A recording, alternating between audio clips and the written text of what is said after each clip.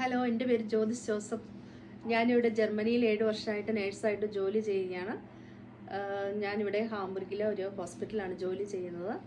അപ്പോൾ ഇപ്പോൾ ഈ ഒരു 5-6 മാസം മുമ്പ് കുറച്ച് നേഴ്സസ് റിലേറ്റഡ് ഇഷ്യൂസൊക്കെ ഉണ്ടായി. ഇവിടെ ജർമ്മനിയിൽ ജോലി ചെയ്യുന്ന നേഴ്സുമാർ ഒത്തിരിയധികം പ്രോബ്ലംസ് ഫേസ് ചെയ്യേണ്ടി വരുന്നുണ്ട്. അപ്പോൾ അതൊക്കെ നമ്മളുടെ ഹാംബുർഗ് മലയാളി സമാജം വഴിയായിട്ട് നമ്മൾ കോൺസുലേറ്റിൽ അത് പരാതി നൽകുകയും അങ്ങനെ ഒരു മീറ്റിംഗ് അവിടെ കണ്ടക്ട് ചെയ്യുകയും ചെയ്തു. അതുവഴിയായിട്ട് നമ്മളൊരു അവയർനെസ് വീഡിയോ എല്ലാവരിലേക്കും എത്തിക്കണം എന്ന് ആഗ്രഹിക്കുന്നു. അപ്പോൾ ഈ വീഡിയോ മാക്സിമം നിങ്ങൾ കാണുക. ഇനി ഫ്യൂച്ചറിൽ ആരെങ്കിലും ജർമ്മനിയിലേക്ക് നേഴ്സായിട്ടോ അല്ലെങ്കിൽ മെഡിക്കൽ ഫീൽഡ് വർക്കിംഗ് ആയിട്ട് ആരെങ്കിലും വരുവാണെങ്കിൽ നിങ്ങൾ മാക്സിമം ഈ വീഡിയോ കാണുകയും അതിൻ്റെ എന്തെങ്കിലും നിങ്ങൾക്ക് ക്വസ്റ്റ്യൻസ് ഉണ്ടെങ്കിൽ കേരള സമാജം ഹാംബുർഗിൻ്റെ ഇൻസ്റ്റാഗ്രാം പേജിൽ കയറി നിങ്ങൾക്ക് ക്വസ്റ്റ്യൻ ചോദിക്കാവുന്നതാണ്. അതിൽ ആൻസർ നിങ്ങൾക്ക് ലഭിക്കുന്നതുമാണ്. ജർമ്മനിയിൽ ഇപ്പോൾ നമുക്ക് നഴ്സുമാർക്ക് അല്ലെങ്കിൽ മെഡിക്കൽ ഫീൽഡിൽ വർക്ക് ചെയ്യുന്നവർക്ക് ഒരുപാട് ഓപ്പർച്യൂണിറ്റീസ് ഒക്കെ ഉണ്ടോ? ഒരുപാട് ഓപ്പർച്യൂണിറ്റീസ് ഉണ്ടെന്ന് വെച്ച് കഴിഞ്ഞാൽ ഇപ്പോൾ നമ്മളൊരു ഹോസ്പിറ്റൽ എടുക്കുകയാണെങ്കിൽ അവിടെ 100 കണക്കിന് വേക്കൻസീസ് ആണ് ഉള്ളത്. എന്ന് വെച്ച് കഴിഞ്ഞാൽ ഇപ്പോൾ ഇവിടെയുള്ള ജർമ്മൻകാരൊക്കെ ഓൾറെഡി റിട്ടയർഡ് ആകുന്ന ഒരു ഏജിൽ ഇപ്പോൾ പുതിയ തലമുറ അങ്ങനെ കൂടുതലായിട്ട് നഴ്സിങ്ങിനൊന്നും വരുന്നില്ല. അപ്പോൾ ഇഷ്ടംപടി ഓപ്പർച്യൂണിറ്റീസ് ഉണ്ട്. നമുക്ക് ഹോസ്പിറ്റലുണ്ട്, ഫ്ലീഗെ ഹൈമിലൊക്കെ ഉണ്ട് എല്ലാം. പിന്നെ സ്റ്റുഡൻസ് ആയിട്ട് പഠിക്കാനായിട്ടൊക്കെ ആണെങ്കിലും പിള്ളേർക്ക് നഴ്സിങ്ങിനായിട്ട് ഒത്തിരി ഓപ്പർച്യൂണിറ്റീസ് ഉണ്ട്. ഇപ്പൊ നാട്ടിലുള്ള ഒരാൾക്ക് നഴ്സിംഗ് പഠിക്കണം അല്ലെങ്കിൽ നഴ്സായിട്ട് ഇവിടെ വർക്ക് ചെയ്യണം എന്നുണ്ടെങ്കിൽ എന്തൊക്കെയാണ് അതിന്റെ ക്രൈറ്റീരിയ ഇങ്ങോട്ട് വരാനായിട്ട്? നഴ്സിംഗ് പഠിക്കാനായിട്ട് വരുവാണെങ്കിൽ നമ്മൾ +2 കഴിഞ്ഞിട്ടാണ് ഇപ്പോൾ പിള്ളേർ വരുന്നത്. അപ്പോൾ +2 കഴിഞ്ഞിട്ട് നമ്മൾ ആദ്യം B2 വരെ, A1 A2 B1 B2 വരെ പഠിക്കുക. അത് കഴിയുമ്പോൾ നമ്മൾ ഏതെങ്കിലും ഏജൻസീനെ കോണ്ടാക്ട് ചെയ്യുക. അതൊരു റെപ്യൂട്ടഡ് ആയിട്ടുള്ള ഏജൻസീനെ തന്നെ കോണ്ടാക്ട് ചെയ്യുക. ഇപ്പം നമുക്കറിയാമല്ലോ ഒത്തിരിയും ഏജൻസീസ് ഉണ്ട്. ഇത് തന്നെ ഇപ്പം ജർമ്മനിക്ക് കൊണ്ടുപോകുന്ന, നാട്ടിലോട്ട് ചെന്ന് കഴിഞ്ഞാൽ നമുക്ക് അത് മാത്രമേ കാണാൻ പറ്റത്തുള്ളൂ. ജർമ്മനിയിൽ കൊണ്ടുപോകുന്നു, +2 കഴിഞ്ഞ് എല്ലാ പിള്ളേരും ജർമ്മൻ പഠിക്കുന്നു, അങ്ങനെയൊക്കെ. അപ്പോൾ അത് നമ്മൾ വളരെയധികം സൂക്ഷിച്ചാണ് ഒരു ഏജൻസിയെ നമ്മൾ തിരഞ്ഞെടുക്കേണ്ടത്. ഏജന്റുമാരില്ലാതെ തന്നെ നമ്മുടെ ജർമ്മനിയിൽ ഒത്തിരി പിള്ളേർ നഴ്സിങ്ങിന് അവരുടെ തന്നെ കഴിവുകൊണ്ട് വന്നിട്ടുണ്ട്. അത് നമുക്ക് തന്നെ നെറ്റിൽ കയറി നമുക്ക് ഓരോ ഹോസ്പിറ്റൽ ചൂസ് ചെയ്ത് നമുക്ക് +2 കഴിഞ്ഞിട്ട് ഈ B2ൻ്റെ സർട്ടിഫിക്കറ്റും കഴിഞ്ഞിട്ട് നമ്മളുടെ സർട്ടിഫിക്കറ്റ്, ബർത്ത് സർട്ടിഫിക്കറ്റ് നമ്മൾ ട്രാൻസ്ലേറ്റ് ചെയ്യണം.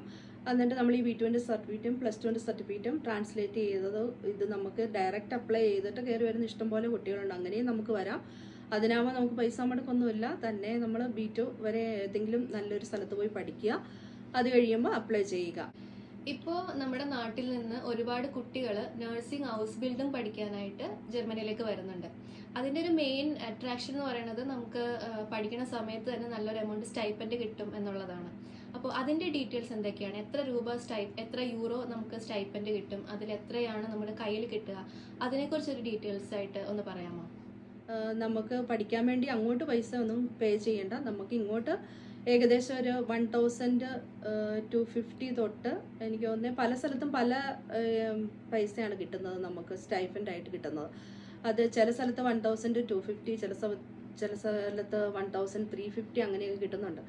അപ്പം അത് നമ്മുടെ ഈ പഠിത്തത്തിനും പിന്നെ ഇവിടെയുള്ള ചിലവുകൾക്കും ഒക്കെ ആയിട്ട് നമുക്കത് ഉപയോഗിക്കാവുന്നതാണ്. നമുക്ക് അതിൻ്റെ അകത്തുനിന്ന് നമ്മൾ ഇത്രയും കിട്ടുന്നതിൽ നമുക്ക് കട്ടിങ് ഒക്കെ കഴിഞ്ഞിട്ട് ആകെ ഏതാണ്ട് 600 euros ഒക്കെ നമുക്ക് കിട്ടത്തുള്ളൂ കയ്യിൽ.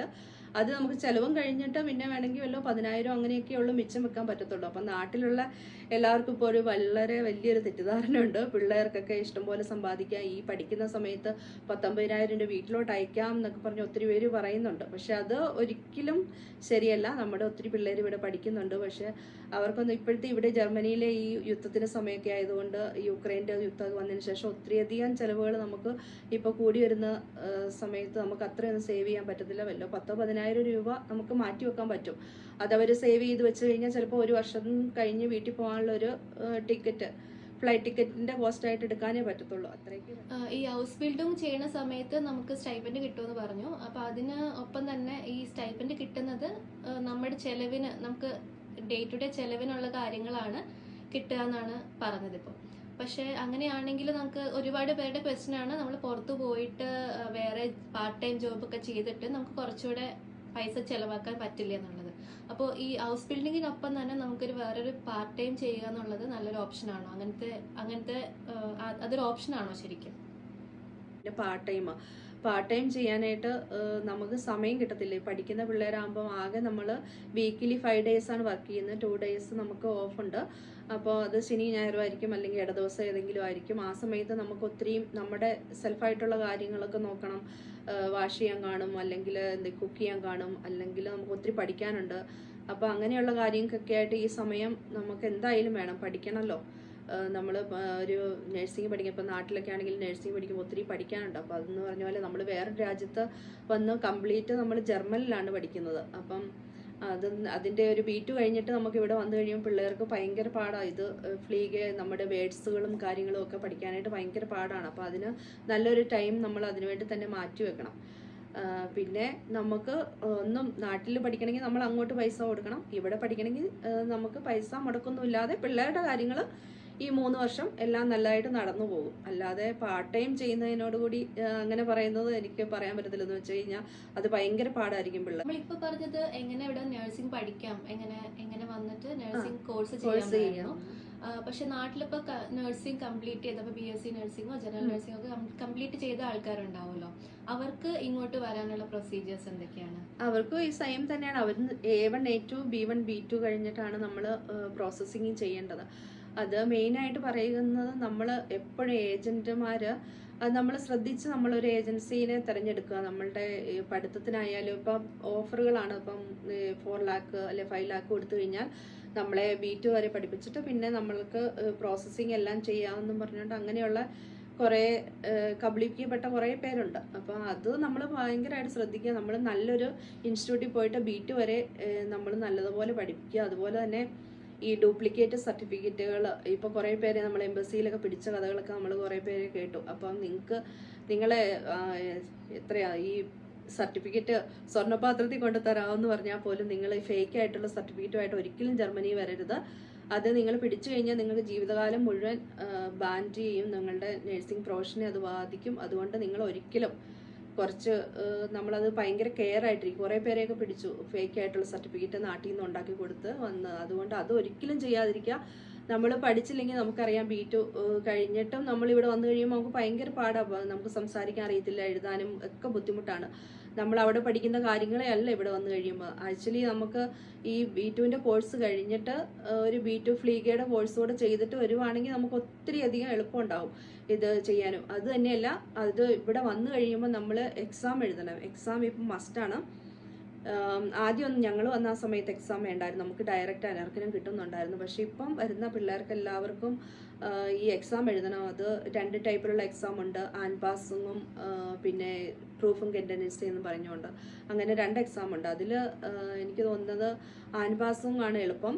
അതാകുമ്പോഴത്തേനും നമുക്ക് പ്രാക്ടിക്കൽ ചെയ്ത് കാണിച്ചാൽ മതി. എന്നിട്ട് അവർ ചോദിക്കുന്ന ക്വസ്റ്റിന് വൈവേ ആയിട്ട് ഉത്തരം പറഞ്ഞാൽ മതി. പക്ഷേ എനിക്ക് വന്ന് പ്രൂഫും കെൻഡൻസിക്ക് നമുക്ക് റിട്ടേൺ ഉണ്ട്, അത് കിട്ടാൻ ഭയങ്കര പാടാണ്. അപ്പോൾ അത് നമ്മൾ വരുമ്പോഴേ ആൻപാസിങ് തന്നെ എടുക്കാനായിട്ട് എല്ലാവരും ശ്രമിക്കുക. അത് കഴിഞ്ഞിട്ട് നമ്മളിവിടെ വന്നു കഴിഞ്ഞിട്ട് ഈ 8 months നമ്മൾ ഈ പ്രാക്ടിക്കും പോലെ ഇവിടെ നിൽക്കണം. ആ സമയത്ത് നമ്മൾ നേഴ്സുമാരാണെങ്കിലും നമ്മൾ ഇത് അനേർക്കനുമുള്ള നേഴ്സുമാരായിട്ടല്ല ഫ്ലീഗി ആയിട്ടാണ് ഇവിടെ വർക്ക് ചെയ്യുന്നത്. അപ്പോൾ നമുക്ക് സാലറിയിൽ എനിക്ക് തോന്നുന്ന ഒരു 19,000 രൂപ വ്യത്യാസമുണ്ട്. അതിൽ കൂടുതലുണ്ടോ എന്ന് എനിക്കറിയില്ല, അത് ഒത്തിരി വ്യത്യാസമുണ്ട്. അപ്പോൾ അതുവരെ നമ്മൾ അസിസ്റ്റൻറ്റ് നേഴ്സായിട്ടാണ് ഇവിടെ ചെയ്യേണ്ടത് ഈ 1 വർഷം. അത് കഴിയുമ്പം നമുക്ക് ഈ സർട്ടിഫിക്കറ്റ് ഈ എക്സാം എഴുതി കഴിഞ്ഞിട്ട് നമുക്ക് ഈ രജിസ്ട്രേഷൻ കിട്ടിക്കഴിയുമ്പോഴാണ് നമ്മൾ ഇവിടുത്തെ കറക്റ്റ് ആയിട്ടുള്ള ഒരു നേഴ്സായിട്ട് മാറുന്നത്. നാട്ടിൽ നിന്ന് വരുമ്പോൾ എല്ലാവർക്കും വലിയ വലിയ പ്രതീക്ഷകളൊക്കെ ആയിട്ടാണ് വരുന്നത്. കാരണം B2 കംപ്ലീറ്റ് ചെയ്തു, ജർമ്മൻ പഠിച്ചിട്ടുണ്ട്, പിന്നെ നമ്മുടെ നഴ്സിംഗിന് സർട്ടിഫിക്കറ്റ് ഉണ്ട് എന്നൊക്കെ പറഞ്ഞിട്ട് വന്നിട്ട് ഇവിടെ വന്നു കഴിയുമ്പോഴത്തേക്കും കുറെ സ്ട്രഗിൾസ് ആൾക്കാർ ഫേസ് ചെയ്യുന്നുണ്ട്. അത്ര ഈസി അല്ല. നാട്ടിൽ നിന്ന് വരുമ്പോൾ ഈസി അല്ല. നാട്ടിൽ നിന്ന് വരുമ്പോൾ ഒരു ഇംപ്രഷൻ അല്ല ഇവിടെ വന്നു കഴിയുമ്പോൾ. അപ്പോ ചേച്ചി ഇവിടെ വന്നപ്പോ എന്തായിരുന്നു, എന്തൊക്കെയാണ് നമ്മൾ ഫേസ് ചെയ്തത്? ഇപ്പൊ നാട്ടിൽ നിന്ന് ഇവിടെ വരുന്നു, പെട്ടെന്ന് തന്നെ നമുക്ക് PR എടുക്കാം, അല്ലെങ്കിൽ പെട്ടെന്ന് തന്നെ നമുക്ക് ഫാമിലിയെ കൊണ്ടുവരാം, അങ്ങനെ കുറെ കാര്യങ്ങൾ നാട്ടിൽ വെച്ച് നമ്മുടെ മനസ്സിലുണ്ടാവും. പക്ഷെ ഇവിടെ വന്നു കഴിയുമ്പോഴത്തേക്കും ഇതൊന്നും അല്ല നടക്കുന്നത്. അപ്പൊ അതിനെ കുറിച്ച് ഒന്ന് പറയാമോ? നമ്മൾ നാട്ടിൽ നിന്ന് എന്നെ സംബന്ധിച്ച് ഞാൻ നാട്ടിൽ നിന്ന് വന്നപ്പോൾ എനിക്ക് അനേർക്കനം ഓൾറെഡി ഇവിടെ വന്നപ്പോഴേ കിട്ടി. അതുകൊണ്ട് പിന്നെ എനിക്ക് ഈ എക്സാമിൻ്റെ ടെൻഷൻസ് അങ്ങനെ ഇല്ലായിരുന്നു. പിന്നെ ഈ അനേർക്കനം കിട്ടിക്കഴിഞ്ഞ ഉടനെ ഫാമിലിയുടെ കാര്യങ്ങൾ പ്രൊസീജിയർ ചെയ്യാമായിരുന്നു. പക്ഷെ അന്നേരം നമുക്ക് ഈ വിസ പ്രോസസ്സിങ് എല്ലാവരോടും പറയുക അതൊരു 1 ഇയർ ഡ്യൂറേഷൻ ഉള്ള ഒരു പരിപാടിയാണ്. ഭാഗ്യം ഉണ്ടെങ്കിൽ ചിലപ്പോൾ ഒരു 6 മാസം കഴിയുമ്പോൾ കിട്ടും, അല്ലെങ്കിൽ നമ്മൾ ഒത്തിരി വെയിറ്റ് ചെയ്യണം. ഇവിടുത്തെ ഓരോ അപ്പോയിൻമെൻറ്റ് കിട്ടാനായിട്ടും കോൺസുലേറ്റിൽ അപ്പോയിൻമെൻറ്റ് ബാംഗ്ലൂരോ അല്ലെങ്കിൽ എവിടെയെങ്കിലും നിങ്ങളുടെ ആ സ്ഥലത്ത് കിട്ടാനൊക്കെ നമുക്ക് ഒത്തിരി അതിനുവേണ്ടി നമ്മൾ ഒത്തിരി സമയം വെയിറ്റ് ചെയ്യണം. അപ്പോൾ അതെല്ലാം നമ്മൾ കാൽക്കുലേറ്റ് ചെയ്തിട്ട് വേണം നാട്ടിൽ നിന്ന് കയറി വരാനായിട്ട്. ഇവിടെ ഇപ്പോൾ നമ്മൾ വരുന്ന കുറേ ആൾക്കാർ കുറേ നേഴ്സുമാരുമായിട്ട് സംസാരിക്കുമ്പോൾ എല്ലാം അവർക്ക് ഫാമിലീനെ കൊണ്ടാത്തതിൻ്റെ ഒരു സങ്കടവും, പിന്നെ ഈ എക്സാം ഇവിടെ വന്നു കഴിയുമ്പോൾ എക്സാം, നാട്ടിൽ ഓൾറെഡി B2 പഠിച്ച് ടയേർഡായിട്ടാണ് എല്ലാവരും ഇങ്ങോട്ട് വരുന്നത്. അപ്പം ഓൾറെഡി നമ്മൾ എല്ലാം പഠിച്ച് ഓക്കെ B2 പാസ്സായി, അപ്പോൾ നമുക്ക് ഇപ്പോൾ ജർമ്മനി പോകാം, ഫാമിലിയെ പെട്ടെന്ന് കൊണ്ടുവരാം, അങ്ങനെയൊക്കെ വിചാരിച്ചാൽ എല്ലാവരും വരുന്നത്. പക്ഷെ ഇവിടെ വന്നു കഴിയുമ്പോൾ ഈ എക്സാം പാസ്സാകണം എന്നുള്ള കാര്യം അങ്ങനത്തെ ആർക്കും അങ്ങനെ അറിയത്തില്ല. അപ്പോൾ ഏജന്റുമാരും അങ്ങനെ പറയത്തില്ല. പക്ഷെ ഇവിടെ വന്നു കഴിയുമ്പോൾ നമ്മൾ ഈ എക്സാം എന്തായാലും മസ്റ്റായിട്ട് പാസ് ആകണം. ഈ 8 months to 1 year ആണ്, അത് 2 attempt ഉണ്ട്. അപ്പം അതിനുള്ളിൽ നമ്മളിത് പഠിച്ച് നമ്മൾ ഡ്യൂട്ടി ചെയ്യുകയും പഠിക്കാൻ പോകും. അപ്പോൾ വേറെ ദിവസം ക്ലാസ്സുകളുണ്ട്, ക്ലാസ്സുള്ള ദിവസം ഡ്യൂട്ടി ഇല്ല. അങ്ങനെ നമുക്ക് അവർ തന്നെ ഹോസ്പിറ്റലിൽ നമ്മളിപ്പോൾ എവിടെയാണ് കയറുന്നത് അവർ തന്നെ നമുക്കിതെല്ലാം പ്രൊവൈഡ് ചെയ്ത് തരും വിത്ത് സാലറിയോട് കൂടി. പക്ഷേ സാലറി നമുക്ക് നേഴ്സുമാരുടെ ഒരു 10,000-60,000 രൂപ കുറവായിരിക്കും സാധാ നമ്മൾ രജിസ്ട്രേഡ് നേഴ്സിനെ സംബന്ധിച്ച്. അപ്പോൾ അതെല്ലാം നമ്മൾ ഒന്ന് മനസ്സിലാക്കി വേണം വരാനായിട്ട്. ഇവിടെ വന്നു കഴിഞ്ഞാൽ പെട്ടെന്നൊന്നും സാധിക്കത്തില്ല. നമ്മളെല്ലാത്തിനും വെയിറ്റ് ചെയ്യണം. ആദ്യം നമ്മൾ ഈ പരീക്ഷ എഴുതണം, പാസ്സാകണം. അത് കഴിഞ്ഞിട്ട് ഈ രജിസ്ട്രേഷൻ്റെ ഇത് നമുക്ക് ഈ സർട്ടിഫിക്കറ്റ് കിട്ടാൻ വേണ്ടി 2-3 മാസം വെയിറ്റ് ചെയ്യണം. ആ സർട്ടിഫിക്കറ്റ് കിട്ടിയാലേ ഉള്ളൂ നമുക്ക് വിസയ്ക്ക് വേണ്ടി അപ്ലൈ ചെയ്യാൻ പറ്റത്തുള്ളൂ. അപ്പോൾ ഈ ഒരു ടൈം അത് നമ്മളെപ്പോഴും നാട്ടിൽ നിന്ന് നമുക്ക് ഒരു നമ്മുടെ മെൻ്റലി പ്രിപ്പയർ ആയിട്ട് തന്നെ വരണം. അപ്പോൾ ഫാമിലിനെയൊക്കെ ഒത്തിരി മിസ് ചെയ്യുന്ന ആൾക്കാരുണ്ട്.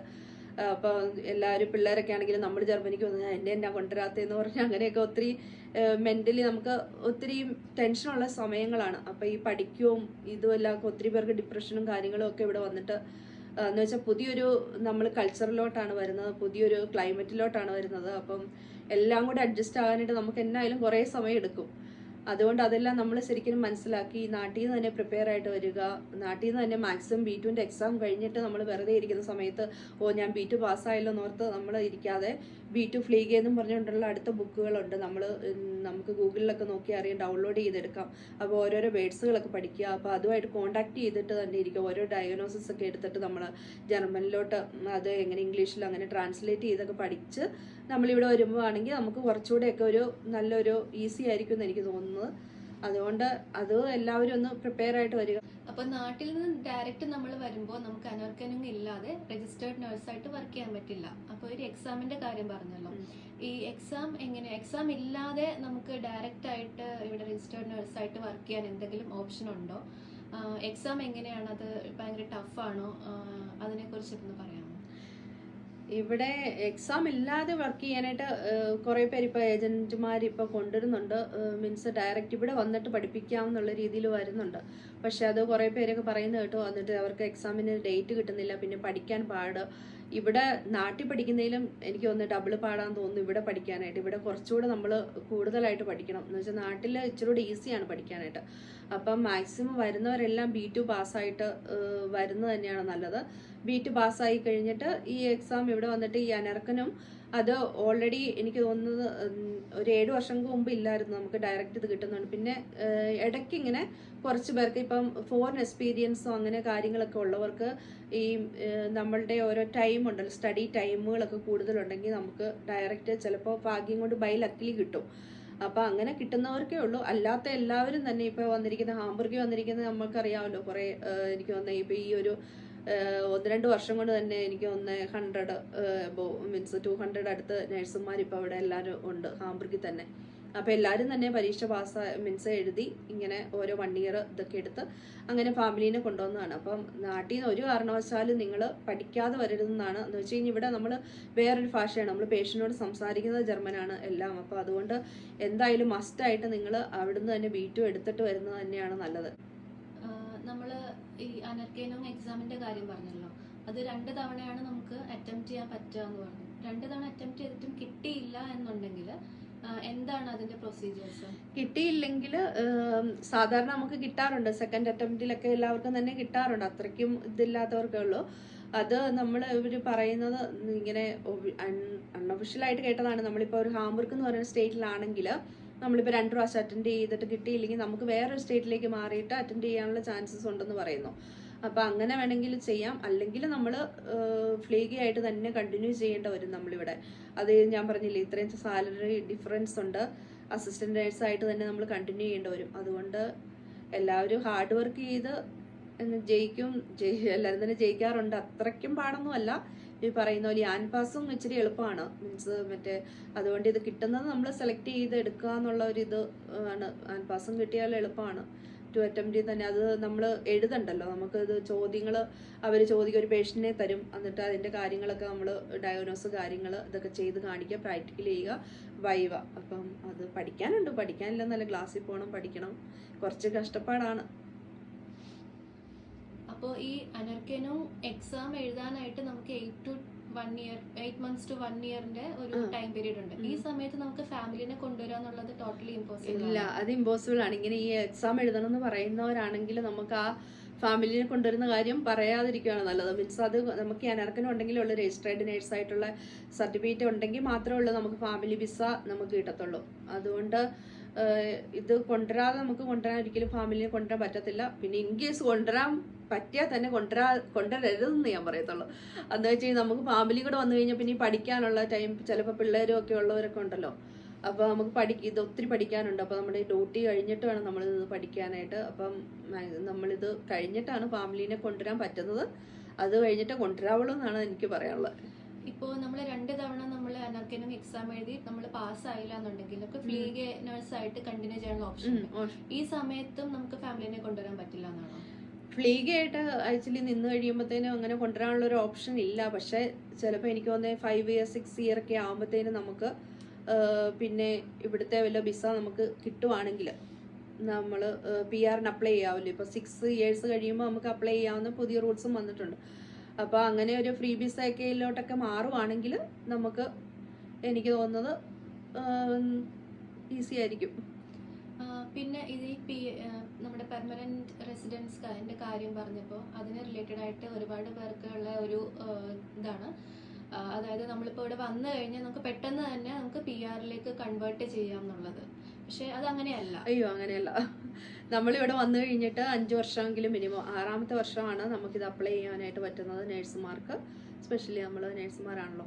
അപ്പോൾ 6 വർഷം കഴിഞ്ഞിട്ട് നമുക്ക് അപ്ലൈ ചെയ്യാം. അപ്ലൈ ചെയ്ത് കഴിയുമ്പോൾ നമുക്ക് PR, നമുക്ക് സാലറി ഉണ്ടെങ്കിൽ, അത് നമ്മൾ 100% ഇവിടെ വർക്ക് ചെയ്യുന്നവരാണെങ്കിൽ ആ സാലറി ബേസോടെ അവർ നോക്കും. എന്നിട്ട് നമുക്ക് അവർ PR തരും. അതിന് എന്തായാലും നമ്മൾ 5 to 6 years വെയിറ്റ് ചെയ്യണം. അല്ലാതെ നമുക്ക് വന്ന ഉടനെ നമുക്ക് ഈ എഞ്ചിനീയർമാരല്ലേ IT പ്രൊഫഷണലൊക്കെ അവർക്ക് ഹയർ സാലറി ആയതുകൊണ്ടാണ് അവർക്ക് വരുമ്പോഴേ PR ഒക്കെ കിട്ടും. അപ്പോൾ നേഴ്സുമാർക്ക് ഒരു കാരണവശാലും ഇത്രയും സമയം വെയിറ്റ് ചെയ്യാതെ നമുക്ക് PR കിട്ടത്തില്ല. ഇതുപോലെ നാട്ടിൽ നിന്ന് വരുന്ന നഴ്സുമാർക്ക് എത്രയാണ് സാലറി? നാട്ടിൽ എല്ലാവർക്കും ഈ ഏജൻസികൾക്ക് പ്രൊജക്റ്റ് ചെയ്യുന്നത് 3 ലക്ഷം രൂപ 4 ലക്ഷം രൂപയൊക്കെ ഒരു മാസം സാലറി കിട്ടും എന്നാണ്. എത്ര രൂപ ആണ് ഒരു നേഴ്സിന്റെ, ഇപ്പൊ നാട്ടിൽ നിന്നും ഇവിടെ വന്ന് അനർക്കനം കഴിഞ്ഞ് രജിസ്റ്റേർഡ് നേഴ്സായിട്ട് വർക്ക് ചെയ്യുന്ന ഒരു നേഴ്സിന്റെ ഒരു ആവറേജ് സാലറി എത്രയാണ്? അതിൽ ടാക്സും കാര്യങ്ങളൊക്കെ പോയിട്ട് നമുക്ക് എത്രയാണ് നമ്മുടെ കയ്യിൽ കിട്ടുക? നമ്മളിവിടെ ആദ്യമായിട്ട് വരുവാണെങ്കിൽ നേരത്തെ ഒത്തിരി കുറവായിരുന്നു. നമുക്ക് എത്രയാ 2800 അങ്ങനെ സംതിങ് ഒക്കെ ആയിരുന്നു ആദ്യം കിട്ടിക്കൊണ്ടിരുന്നത്. പക്ഷെ ഇപ്പോൾ നമുക്ക് സാലറി നഴ്സുമാർക്ക് മൊത്തത്തിൽ കൂട്ടിയത് കൊണ്ട് ഒരാൾ പുതിയതായിട്ട് വരുമ്പോഴത്തേനും 3200 യൂറോയാണ് ബേസിസ് ആയിട്ട് കിട്ടുന്നത് നമുക്ക്.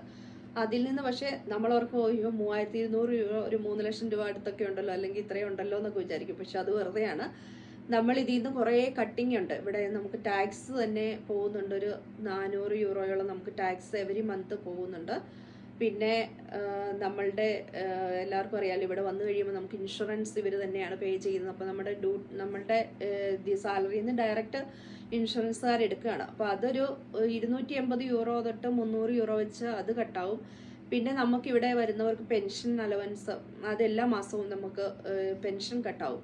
നമുക്കത് കഴിഞ്ഞ് കഴിയുമ്പോൾ നമുക്കിപ്പോൾ നമ്മളൊരു പെൻഷൻ പറ്റുന്ന കാലത്ത് ഒരു 60 വയസ്സ് അല്ലെങ്കിൽ നമ്മൾ പെൻഷൻ വരുന്ന കാലത്ത് നമുക്കത് മന്ത്ലി പേയബിൾ ആണ്. ഇൻ കേസ് നമ്മൾ തിരിച്ചു പോകേണ്ട വന്നു കഴിഞ്ഞാൽ ഏതാണ്ട് ഇത്ര %, 80%, 75% നമുക്ക് തിരിച്ചു കിട്ടും. അപ്പോൾ ഈ നമ്മുടെ ഈ പെൻഷൻ പോകുന്നത് തന്നെ 340 യൂറോ അത് പെൻഷൻ പോകുന്നുണ്ട്. പിന്നെ നമ്മുടെ ഫ്ലീഗെ നമ്മുടെ നേഴ്സുമാരുടെ ഒരു ചെറിയ ഇതുണ്ട്, കെയർ ചെയ്യുന്ന ഒരു ഇതുണ്ട്. അതിനുവേണ്ടി നമുക്ക് കുറച്ച് പൈസ ഇൻഷുറൻസ് ഉണ്ട്, ചെറിയൊരു 40 യൂറോ അങ്ങനെ പിന്നെ നമുക്ക് ജോലി എന്തെങ്കിലും പോയി കഴിഞ്ഞാൽ അല്ലെങ്കിൽ അപകടം പറ്റിക്കഴിഞ്ഞാൽ അങ്ങനെ നമുക്ക് അവർ സാലറി തരുമല്ലോ, അപ്പോൾ അതിനുവേണ്ടി ഒരു 35 യൂറോ അങ്ങനെ പോകുന്നുണ്ട്. അപ്പോൾ ഇതെല്ലാം കൂടെ കൂടി നമ്മൾ കാൽക്കുലേറ്റ് ചെയ്യുവാണെങ്കിൽ ഏകദേശം ഒരു 1000 യൂറോയിൽ മേളിൽ ഒരു മാസം നമുക്ക് കട്ടാവുന്നുണ്ട്. അപ്പോൾ നമുക്ക് ഈ 3200 യൂറോയിൽ നമുക്ക് നൈറ്റ് ചെയ്യുവാണെങ്കിൽ അതിൻ്റെ ഒരു ഇച്ചിരി പൈസ കൂടുതൽ കിട്ടും. പിന്നെ നമ്മൾ ശനി ഞായർ വർക്ക് ചെയ്യുവാണെങ്കിൽ കുറച്ച് പൈസ കൂടുതൽ കിട്ടും. അപ്പോൾ ഏകദേശം ഒരു 3500 ഇപ്പോൾ നമുക്ക് കിട്ടിയെന്ന് വെച്ചു. അതിൽ നിന്ന് ഒരു 1200 യൂറോളം കട്ടായി, അല്ലെങ്കിൽ ഒരു നമ്മുടെ കയ്യിൽ കിട്ടുന്ന 2400 യൂറോ മാത്രമേ നമ്മുടെ കയ്യിൽ കിട്ടത്തുള്ളൂ. പുതുതായിട്ട് വരുന്ന കുട്ടികളുടെ കാര്യമാണ് പറയുന്നത്. അപ്പോൾ ഒരു 2400 യൂറോ എന്ന് പറഞ്ഞു കഴിഞ്ഞാൽ നാട്ടിൽ ഏകദേശം ഒരു 2 ലക്ഷം അടുത്ത് വരും. അതിൽ നിന്ന് വേണം നമ്മൾ ഈ വാടക നമ്മൾ കൊടുക്കാനായിട്ട്. വാടക നമ്മളിപ്പോൾ ജർമ്മനിയിൽ എന്ന് പറഞ്ഞു കഴിഞ്ഞാൽ നമ്മളിപ്പോൾ ഒരു 50 ക്വാർട്ടർ മീറ്റർ ഉള്ളൊരു വീട് എടുക്കണമെങ്കിൽ തന്നെ 1000 യൂറോ അടുത്ത്, 800 to 1000, പിന്നെ അതിന് മേളിലോട്ടാണ് 1300. അങ്ങനെ നമ്മളുടെ റൂമിൻ്റെ വലിപ്പം അനുസരിച്ച് നമുക്ക് വാടക കൂടിക്കൊണ്ടിരിക്കും. അപ്പോൾ നമ്മൾക്ക് ഈ കിട്ടുന്നത് ഇതാണ് ഈ പൈസ പോകുന്നത്. അപ്പോൾ അതൊരു 1000 യൂറോ പോയെന്ന് വെച്ചു. പിന്നെ നമ്മുടെ കയ്യിലുള്ള 1400 യൂറോയാണ്. ഈ 1400 യൂറോയിൽ നിന്ന് വേണം നമ്മൾ നമ്മുടെ ചിലവ്, നമ്മുടെ കറണ്ടിൻ്റെ ചാർജ് അതൊരു 100 യൂറോ പിടിച്ചു. പിന്നെ നമ്മുടെ വൈഫൈ അത് 19 യൂറോ അത് പോകും. പിന്നെ അങ്ങനെ എല്ലാം നമ്മുടെ കട്ടിങ്, പിന്നെ നമ്മുടെ ചിലവുകൾ, ഇപ്പോൾ ഫുഡിൻ്റെ ഒക്കെ ആണെങ്കിൽ ഇവിടെ ഒരു എനിക്കൊന്ന് 5 വർഷം ഒരു 2-3 വർഷമായിട്ട് ഒത്തിരിയും പൈസ നമുക്ക് ഡബിൾ ചാർജാണ് എല്ലാത്തിനും. അപ്പോൾ അതെല്ലാം കൂടെ കഴിയുമ്പോൾ നമുക്ക് ഈ ഒരാളുടെ സാലറി ഫുള്ള് നമുക്ക് ഈ വാടക കൊടുക്കാനും നമ്മുടെ ഡെയിലിയുള്ള ചിലവുകൾക്കും വേണ്ടി മാത്രം ഉപയോഗിക്കാനേ പറ്റത്തുള്ളൂ. പിന്നെ നമ്മളുടെ കൂടെയുള്ള ഹസ്ബൻഡ് വർക്ക് ചെയ്യുവാണെങ്കിൽ നമുക്കതൊരു സേവിങ്സ് ആയിട്ട് എടുക്കാൻ പറ്റും. അതാണ്. ഇപ്പോൾ ജർമ്മനിയിലേക്ക് നഴ്സായിട്ട് വരുമ്പോൾ നമുക്ക് 2 ഓപ്ഷൻ ഉണ്ടെന്ന് കേട്ടിട്ടുണ്ട്. ഒന്ന് നമുക്ക് ഹോസ്പിറ്റലിൽ വർക്ക് ചെയ്യാം, അല്ലെങ്കിൽ ഈ ഓൾഡ് ഏജ് ഹോം പോലത്തെ ഉള്ള ഹൈമുകളിൽ വർക്ക് ചെയ്യാം. ഇങ്ങനെ 2 ഓപ്ഷൻ ഉള്ളപ്പോൾ ഈ 2 ജോലിക്കും സാലറി വ്യത്യാസങ്ങളുണ്ടോ, അല്ലെങ്കിൽ അതിനകത്ത് നമ്മുടെ ക്വാളിഫിക്കേഷനിൽ വ്യത്യാസം വരുന്നുണ്ടോ, അതെങ്ങനെയാണ്? നമുക്ക് സാലറിയിൽ നല്ല വ്യത്യാസമുണ്ട്. നമുക്ക് ചില ഫ്രീ ഹൈമിൽ ഹോസ്പിറ്റലിനെ അപേക്ഷിച്ച് സാലറി കൂടുതലുണ്ട്.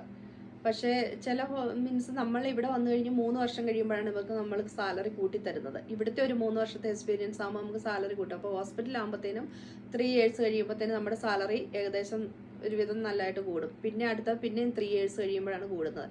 എവരി 3 ഇയേഴ്സ് കൂടും. അപ്പോൾ ഹൈമിൽ എല്ലാ വർഷവും എനിക്ക് തോന്നുന്ന ഒരു ചെറിയ ഒരു പേയ്മെൻറ്റ് കൂടുതൽ കിട്ടുന്നുണ്ട്. അപ്പം നമ്മൾ നോക്കുവാണെങ്കിൽ ചില ഹൈമിലൊക്കെ ഹോസ്പിറ്റലിനെ അപേക്ഷിച്ച് എനിക്ക് തോന്നുന്നു 1500 യൂറോ കൂടുതൽ കാണിക്കുന്നുണ്ട്. പക്ഷേ അതനുസരിച്ച് നമുക്ക് ഹോസ്പിറ്റൽ, അപ്പം നമുക്ക് ഈ ക്രിസ്മസിനൊക്കെ നമുക്കൊരു സാലറി ഫ്രീ ആയിട്ട് കിട്ടും. അപ്പോൾ അത് നമ്മുടെ ഒരു ബെനിഫിറ്റ് ആയിട്ട് കിട്ടുന്നുണ്ട്. പിന്നെ നമുക്കൊരു ഇൻഫ്ലമേഷൻ ഗിൽഡ് എന്നും പറഞ്ഞുകൊണ്ട് ഒരു എക്സ്ട്രാ ഒരു 1500 6 മാസം കൂടി നമുക്ക് 2 പ്രാവശ്യമായിട്ട് ഹോസ്പിറ്റലിൽ കിട്ടുന്നുണ്ട്. അപ്പം ഞാൻ നോക്കുമ്പോൾ ഇതെല്ലാം ഏകദേശം സെയിം ആയിട്ടൊക്കെ വരും.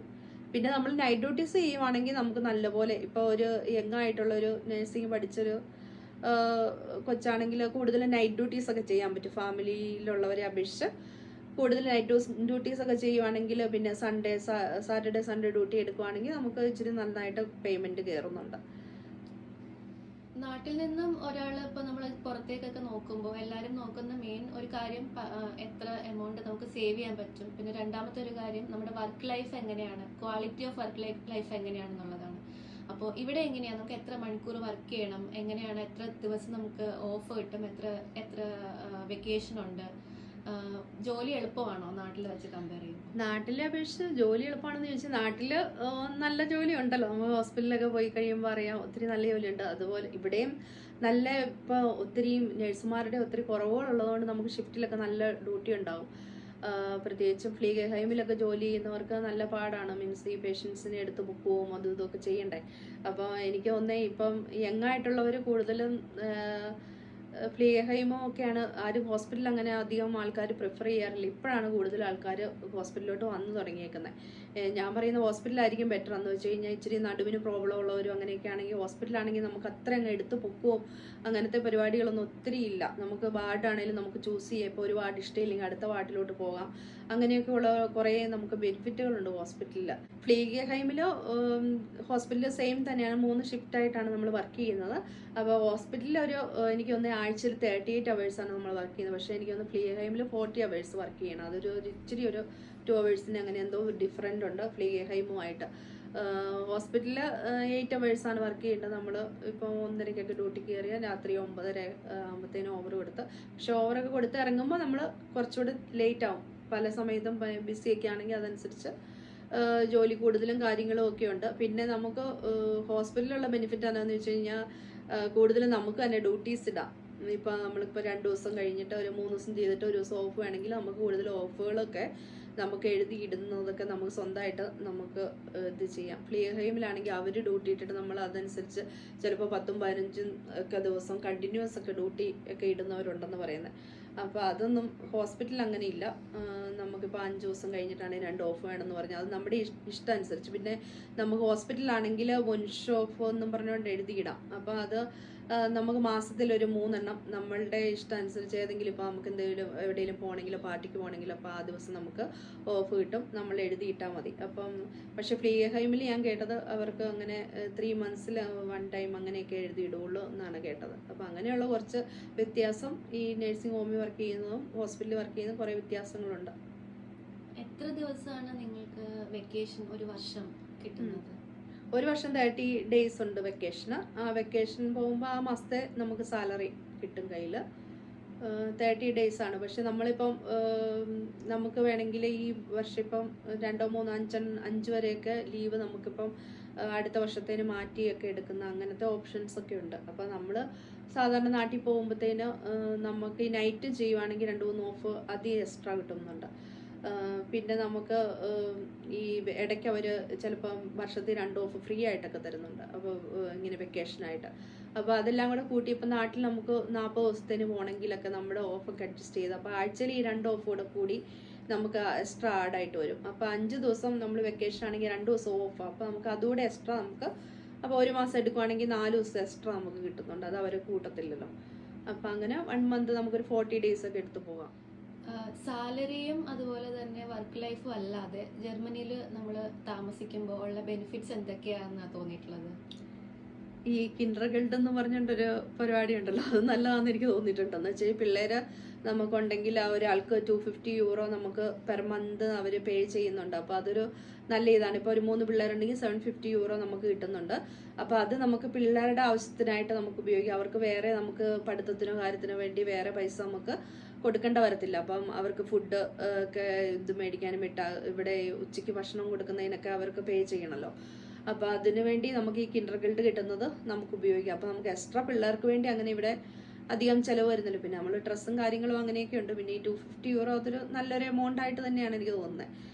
പിന്നെ എന്താ, പിന്നെ ജർമ്മനിയിൽ ഫ്രീ ലൈഫാണ് ഒത്തിരി. പിന്നെ പിള്ളേർക്കൊക്കെ ആണെങ്കിലും ഇപ്പോൾ ഞാൻ പറയുന്ന ഈ നഴ്സിങ്ങിന് വരുന്ന പിള്ളേരൊക്കെ ആണെങ്കിലും ഈ സ്റ്റഡി ഇവിടെ കൊണ്ട് ഈ 3 വർഷം കൊണ്ട് ഒതുക്കാതിരിക്കാമെന്ന് ഞാൻ പറയുന്നത്. ഇവിടെ ഒത്തിരി ഓപ്പർച്യൂണിറ്റീസ് ഉണ്ട് മുമ്പോട്ട് പഠിക്കാനായിട്ടുള്ളത്. ഇവിടെ ഒത്തിരി നഴ്സുമാർ വന്നിട്ട് ഡോക്ടേഴ്സൊക്കെ ആയിട്ടുണ്ട്. അതുകൊണ്ട് നമ്മുടെ കുട്ടികളും ഈ ചെറുപ്രായത്തിൽ കയറി വരുന്ന കുട്ടികളല്ലേ, അപ്പോൾ അവർക്ക് പഠിക്കാനുള്ള നല്ലൊരു ഇതുണ്ടല്ലോ. അപ്പോൾ അവർ അതിനുവേണ്ടി ഇവർ ഒത്തിരി സഹായങ്ങൾ നമ്മൾ ചെയ്യുന്നുണ്ട്. നമ്മൾ നിൽക്കുന്ന തന്നെ ഹോസ്പിറ്റലുകാർ തന്നെ നമുക്കുള്ള എല്ലാ വൈറ്റർ ബിൽഡിങ്ങിനുള്ള എല്ലാ പൈസയും എല്ലാം പേ ചെയ്ത് നമുക്ക് ഫ്രീ ആയിട്ടൊക്കെ ചെയ്തു തരുന്നുണ്ട്. അതുകൊണ്ട് അത് മാക്സിമം നമുക്ക് പ്രയോജനപ്പെടുത്താം. പിന്നെ ലൈഫ് ഓക്കെയാണ് ഇവിടെ. മീൻസ് നാട്ടിലെ അപേക്ഷിച്ച് നോക്കുമ്പോഴത്തേന് ഫ്രീ ആണ്, എല്ലാം ഫ്രീ ആയിട്ടുള്ള ഒരു ലൈഫ്, എല്ലാം നല്ലതാണ്. ഈ നഴ്സിംഗ് പഠിക്കുന്ന കുട്ടികൾ ഇവിടെ വന്നിട്ട് നഴ്സിംഗ് പഠിക്കുന്ന കുട്ടികൾ അല്ലെങ്കിൽ നാട്ടിൽ നിന്നും നഴ്സായിട്ട് ഇവിടെ വന്നവർക്ക്, അപ്പോൾ അവർക്ക് ഇവിടെ വീണ്ടും കൂടുതൽ പഠിച്ചിട്ട് ഡോക്ടർ ആവാനുള്ള ഓപ്ഷൻ ഉണ്ടെന്നാണോ പറയുന്നത്? ഡോക്ടർ ആണല്ലോ ഓപ്ഷൻ ഉണ്ട്. ഒത്തിരി പേര് അങ്ങനെ ചെയ്യുന്നുണ്ട്. ഇവിടെ തന്നെ നഴ്സിങ്ങിന് ഇപ്പോൾ ഈ +2 കഴിഞ്ഞിട്ട് നമുക്ക് വരുന്ന പിള്ളേർ ഈ 3 വർഷം കഴിയുമ്പോഴത്തേന് അവർ 1 വർഷം 2 വർഷം അവരുടെ ഒരു എക്സ്പീരിയൻസിന് വേണ്ടി ജോലി ചെയ്തിട്ട് പിന്നെ അവർക്ക് വൈറ്ററായിട്ട് ഇവർ തന്നെ നമുക്ക് അതിനുള്ള പൈസയും കാര്യങ്ങളും ഒക്കെ തരുന്നുണ്ട്. അപ്പോൾ ഹെൽപ്പ് ചെയ്യുന്നുണ്ട്. അപ്പോൾ ഏത് ഇതാണെന്ന് ചിലപ്പോൾ നമ്മൾ മുമ്പോട്ടുള്ള ചിലപ്പോൾ ചാർജ് നേഴ്സ് ആകുന്ന, നമ്മുടെ സ്റ്റേഷൻ ലൈറ്റും ആകുന്ന അങ്ങനത്തെ ഓരോരോ കോഴ്സുകളുണ്ട്. അപ്പോൾ അത് ഓരോരോ കോഴ്സുകൾ എടുത്ത് ഇത് മുമ്പോട്ട് പഠിച്ചുകൊണ്ട് പോയി നമുക്ക് അതിനനുസരിച്ച് സാലറിയും ബെനിഫിറ്റുകളും കൂടുതലാവും. പിന്നെ നമുക്ക് ഡോക്ടർ ആകുക എന്നൊക്കെ ഉള്ളത് എല്ലാ നഴ്സുമാരെ സംബന്ധിച്ചൊരു ഡ്രീമൊക്കെ ആണല്ലോ. അപ്പോൾ അത് മുമ്പോട്ട് ഈ ചെറിയ പ്രായത്തിലുള്ള പിള്ളേർ അത് മുമ്പോട്ട് പഠിക്കണം എന്ന് തന്നെയാണ് എൻ്റെ അഭിപ്രായം.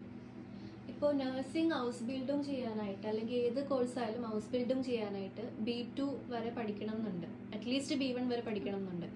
അപ്പോൾ അതിന് പിന്നെ അത് കുറച്ച് ബുദ്ധിമുട്ടായതുകൊണ്ട് കുറേ പേര് ഔപെയർ വിസ എടുത്തിട്ട് ഇങ്ങോട്ട് വരാൻ നോക്കുന്നുണ്ട്. അതാകുമ്പോൾ A1 വരെ A1 A2 ഒക്കെ പഠിച്ചിട്ട് ഇങ്ങോട്ട് വരാം.